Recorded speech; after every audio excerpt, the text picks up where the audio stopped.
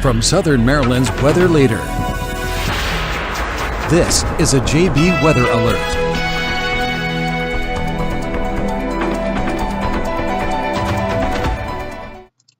All right, I think we're live. I think we're good to go. We had a little bit of a hiccup there, but before I get too ahead of myself, let me know that you can hear me. I want to make sure that we are good to go before we get too underway, so let me know in these comments if you can hear me. Assuming that you can, in the meantime, I'm forecaster John Bordash, and I see that my sister is on and says that she can hear me. Thank you, Cassidy. All right, so forecaster John Bordash here with you to give you an overview of this tropical storm thing that's impacting the region. What does this mean? Are we all really going to die because of this? And will this be the worst tropical event in a generation to impact us? Spoiler alert, most of those answers are no.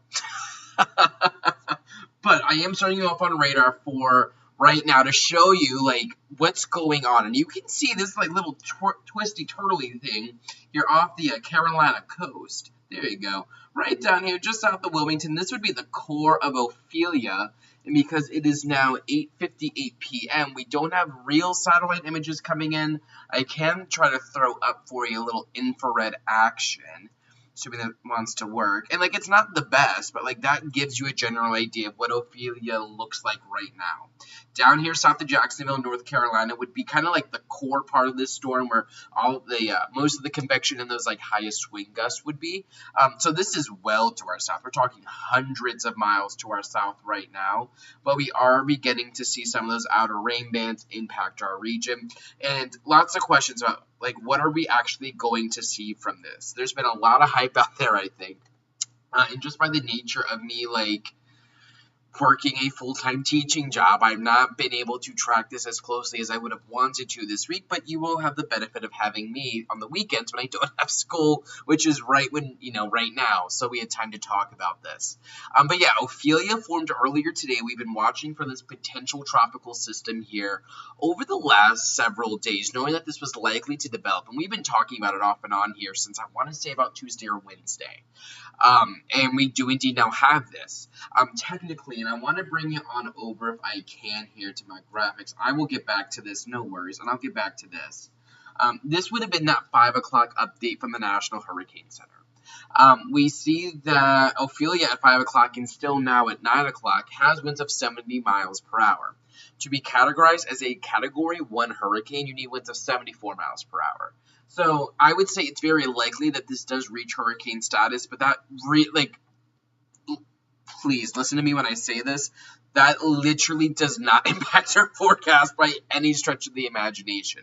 The only area in which that would impact the forecast would be for southeastern North Carolina. That is not going to impact us. This is it's strengthening. I would think of it like a shallow type of system. As soon as it hits land, this puppy is going to weaken.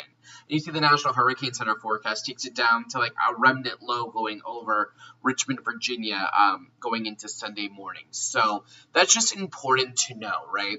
And if we're being honest, I'm not even convinced that this is a fully tropical system. I'm not one to try to get into conspiracy theories and all that stuff. But when I look at analysis, this gets really technical, but we have an area of low pressure here, but it has different cold and warm fronts likely still connected to it, which would technically make it at best subtropical. Nevertheless, think of this as a coastal system. If this was the month of January, this puppy would be bringing us 10 to 20 inches of snow. That's what we would be talking about. And I think just having the tropical identification gets people really riled up, and that's a way for media outlets and online personalities to try to hype this up. And as you can tell, I'm just not the biggest fan of that. But genuinely, and I continue to refer to this as a coastal system and not even at, very rarely tropical storm Ophelia, but it's really just an early fall nor'easter. I do want to talk about the impacts we will see, because that's a big question. You all didn't come on here to listen to my rant, or maybe you didn't. You can stick around for that. We'll break this into kind of 3 parts here. So first, I want to show you just this overall local impact graphic, right? As we take a look at things here going over the next several, 36 hours or so. This is what we're taking a look at. So when we talk about rain, by and large, 1 to 2 inches for at least everybody. But I do think there's the potential for areas like south of like that Benedict Bridge region, right? So we're talking Southern Calvert, St. Mary, Southern Charles County. You see more like a 2 to 4 inch rain event. We're seeing rain move in now, and then we're going to see those periods of heavier rain pick up. And up next, I'm going to show you what that future cast looks like, so just stick with me here.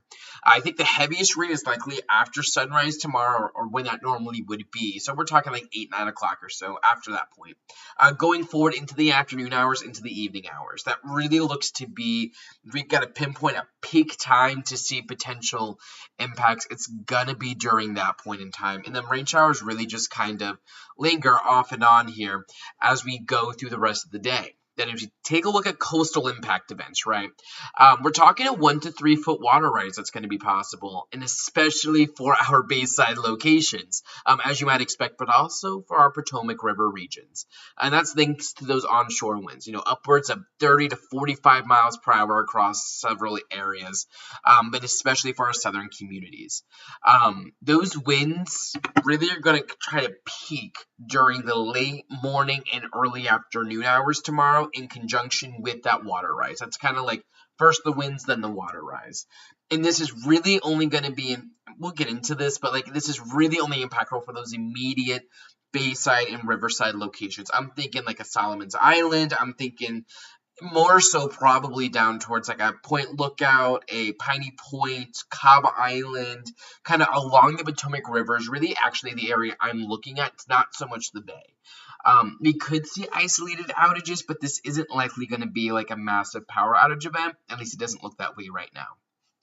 And we do have that threat of, maybe a couple of water spouts that spin up and then they try to move on land and quickly produce a weak, brief, isolated tornado. I don't think this is like the Isaias tornado outbreak, but it's something we're going to watch. Those potential for rotating cells. Give me 1 second here.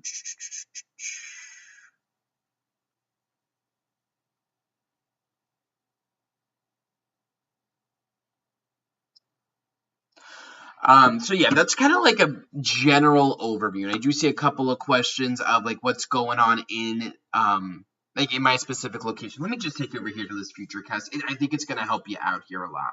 So before we let this get too out of hand, Futurecast, this is going to walk you through from like now through Sunday late morning.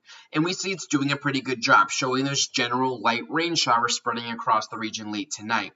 As we go ahead and move this on forward, you can see that we have those waves of rain continuing to push in through the overnight. Nothing overly heavy, but we have rain moving onshore with those winds picking up. And it looks like, are we getting into a break by late tomorrow morning? No. We're going to see, and you'll see it kind of peek up from the southern part of your screen, down towards Roanoke Rapids and Richmond, just about here. You're going to start seeing what is really like the core of Ophelia, and that's going to start to move in. And that's where we're going to see an additional round of rain. So this isn't like a clear-cut system. You're not going to see one of those iconic radar presentations with a really nice looking eye that you can track for hundreds of miles. This is really, again, like a fall nor'easter coastal system that we're talking about, with periods of rain moving onshore. And as this loops through, you see periods of rain throughout the weekends. People have been asking me all day what like time by time or moment by moment timing for Saturday and Sunday.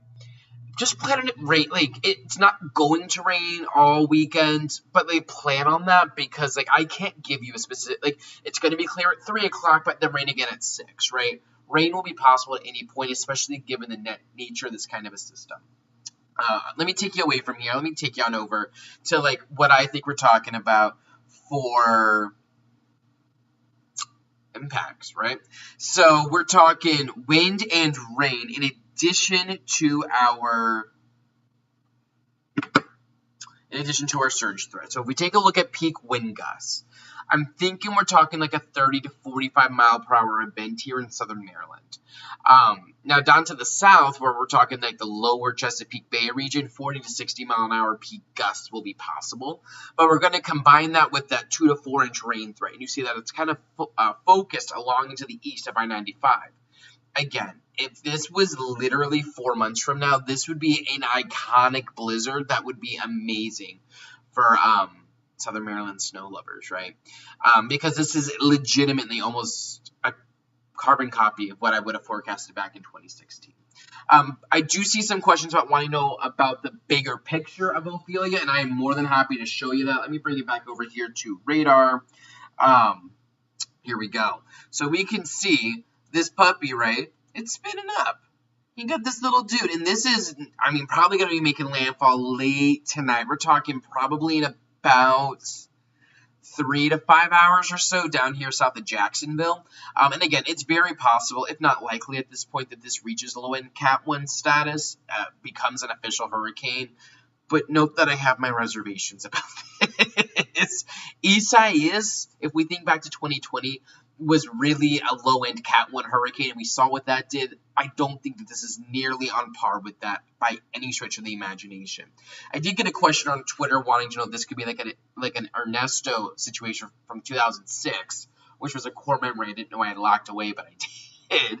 And yeah, kind of comparable. Like, heavy rain, I think, is going to be the main impact. But I do want to walk you through what some of our model guidance is showing us. And I want to get my coastal emergency risk assessment loaded up so I can show you some things over here.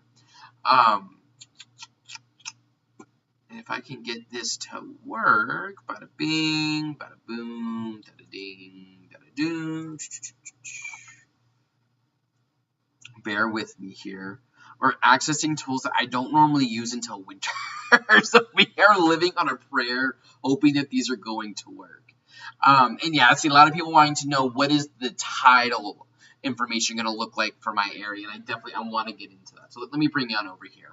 So this is going to be one of our, and you can see up at the top there, coastal emergency risk assessment. People here do really good work. I wish I could make the legend a little bit bigger over here, but this gives you a general idea of the surge. So blues are generally like under 2 feet of water rise. When you get into greens, you're talking like 2 to 4. A yellow would be like 5 to 6, and maybe like a red is getting above 7 foot of water rise. So this would be water height above your normal, right? Not necessarily storm surge, but like it gives you a general idea. And we can see down here for our Carolina followers, what is this? The Nassau River and the Pamlico River. There we go. I mean, we're potentially looking at water rise totals upwards of like, I don't know, 7 to 10 feet. But as we move this puppy on further north, bada bing, bada boom, and we get up into our region, right? So the two areas I'm actually going to be probably like the most concerned about, I want to just make this look a little bit better. Bada bing, satellite. The areas that I would be the most concerned about locally would be along this Rappahannock River. So parts of Westmoreland County getting into King George County, Caroline County, and then really back here in this Potomac River. Right now, and again, we're trying something I haven't done in God knows how long. Will this work? There we go. So right in this region, right? So the upper Potomac River, this is where we could be looking at a potential 2 to 3 foot water rise, but potentially even like 4 feet. Now down lower and down here towards like Port Royal, this could definitely be like a 4 to maybe even 5 foot additional bit of water that comes in as we near high tide. But as we come down here, the lower parts of the bay, or like locally, lower parts of the bay, lower parts of the Potomac River down here, tall timbers down towards Scotland. This region, generally, we're talking a good probably 1 to 3 feet of potential water rise. And one thing that can get nuanced here that I do want to touch on, if I zoom in even further, and I want to see, is this hybrid version going to give me a better look at this? I don't think so. It's kind of difficult to see, but this map is indeed showing that like where we could have potential storm surge too. So like this kind of cuts off Piney Point. Like, and we typically see flooding over in this region, right? Down there towards Ruddy Duck with that St. Mary's River and Potomac River, Piney Point Beach. Like expect additional water rise here, getting into St. Mary's River, getting up here into parts of the bay, and then you see that it like ticks up a little bit as you get up like the Patuxent River, getting up into DC. We have coastal flood warnings, and I will show you this. The National Weather Service forecast map is just like lit up right now, and this actually might be a better tool for me to use for you. See if I can't get us in here. And I see, yeah, what is this? Donna getting worried about that word tornado. We're not talking a tornado outbreak, I don't think, but it is something I want to mention, not to scare you, because that's something we do need to watch, right? And I'll show you some model data here in a second of like why this could be a thing, but also why it might not be a thing. But if we look at these coastal hazards, lots of different colors, and it's again difficult. But here would be like Anne Arundel County, Calvert County, St. Mary's, Charles. See, this is why you will follow me to get this kind of content. Custom map drawing by yours truly, John Bordash. Okay, so in theory, right, you should be able to see this, but like Anne Arundel and St. Mary's County are under a coastal flood warning, where all of our other counties are not. So what does that mean? Well, let me bring it back over, not here, but over here. So if I were to come here, let's just say St. Mary's County, for example. Let's get into this coastal flood warning. This is the legit text that we read, and you can always access this. So we have the coastal flood warning from 2 a.m. Saturday to 2 a.m. Sunday. So for the coastal flood advisory, that's in effect up until that point, up to 1/2 foot of inundation above ground level is expected. But for our coastal flood warning, 1 to 2 feet of inundation above ground level is expected in low-lying areas due to tidal flooding. So down here, yes, this gets you a look. So this is at what? Straits Point. This gets you a general look at what this potential flooding situation could look like. At 3.5 feet is when we start to talk about moderate impacts. And we are really looking at moderate impacts from potential coastal flooding down here in parts of St. Mary's County. This would be 8 a.m. to 9 p.m. Take a look at these numbers in between these lines. We got a 4 and a 4.2. That is moderate water level rise in this region. Waves on top of that up to 2 to 3 feet. And this is a decent bit above normal. And we're going to keep these higher tides. I mean, we're even sitting at, like, we're barely below moderate here at 8 a.m. Sunday morning. So again, at times of high tide, we're talking about potential water issues. If I take us back, and let's take a look at Anne Arundel County for our friends up that way, because Southern Maryland is not just St. Mary's County, even though some people like to think that's the only part of Southern Maryland. We do extend further north than that. If we come over here, so we are talking the Severn River at Annapolis. We're going to be talking about potential moderate impacts, and actually I want to get rid of that because even this is kind of close to moderate. This is looking to be at its peak up this way, so we're talking midpoints of the bay as we approach later on the day on Saturday, late Saturday, going throughout the day Sunday. So this first bar of text that I have circled, bada boom, is going to be Sunday at 1 a.m. Down here is Monday at 2 a.m. And you see we're at 3.6 to 3 to 3.6 feet worth of total tidal rise in those regions at that point in time. So that is that. And what I can do to address the tornado questions is show you some of our models. I like using the HER model for this. Some of my weather weenie friends will tell me not to do that, but you know what? I've been in the game 10 years. I know what I'm doing at this point. At least I like to think I do. So this significant tornado parameter, this is like almost, it's difficult to try to read. I will walk you through this. Let me get us to like the last like full run. So can I want to be able to still see, so I think it can only really be like that. So we have Southern Maryland, bada bing. I'll use black, is like right here, right where that star is. Down to the south, you see this increase of color. That just shows us the threat of tornadoes. The brighter the color, like the closer to orange and red, that would be the potential higher elevated threat to see tornadoes, or like rotation in the atmosphere. And we see, if I can get rid of my star now, that we get a little bit of that tries to work in here around 3 o'clock tomorrow. Is it a whole, like this map normally lights up like purely red, when we have like tornado watches. We don't really see that, but there is enough of a twist and turn in the atmosphere that it is something I want to bring up. And the reason why is typically when we have tropical systems. So like this puppy right now, I want to see, can I do this? That's fine. Typically, like right now, we have Ophelia sitting right about here, and this puppy's going to work its way in, right? Typically, it's going to be to the east side of the track when you see the potential for tornadoes, because that's where the greatest amount of spin is. When Isaias impacted our region, it took a track, and I actually want to take off the current radar so we don't mistake anything. It took a track, oh, actually, no, it was even further inland than that. So getting used to this. It took a track just like this. So because our bayside locations were on that east side of the track, that's why we saw all of those tornado warnings back in 2020. I remember that morning I was live for 8 hours with that. But yes, so that's what we saw. I don't think we're going to see that because, A, this puppy is weakening. Like, this is not going to be a hurricane when it gets to us. It will be a remnant low at that point at best. But yeah, Lindsay, you're saying it just right.